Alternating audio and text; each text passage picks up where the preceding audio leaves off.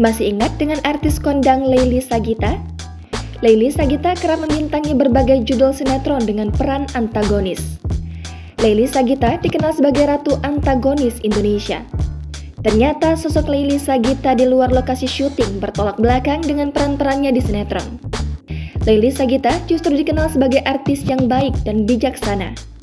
Sebagai artis senior, dia suka membantu artis-artis muda untuk berkembang. Tapi sekarang mungkin bukan eranya Leily Sagita lagi. Tahun 2015 lalu, nyawa Leily hampir terenggut dalam tragedi di Arab Saudi, yakni peristiwa jatuhnya kren akibat angin kencang saat tengah berlangsungnya ibadah haji. Dilaporkan 87 orang meninggal termasuk warga Indonesia dari tragedi mengerikan ini. Leily Sagita yang waktu itu tengah beribadah haji mengaku khawatir akan kondisinya saat itu. Sejak itu, Leily Sagita bertransformasi menjadi sosok yang lebih religius lagi.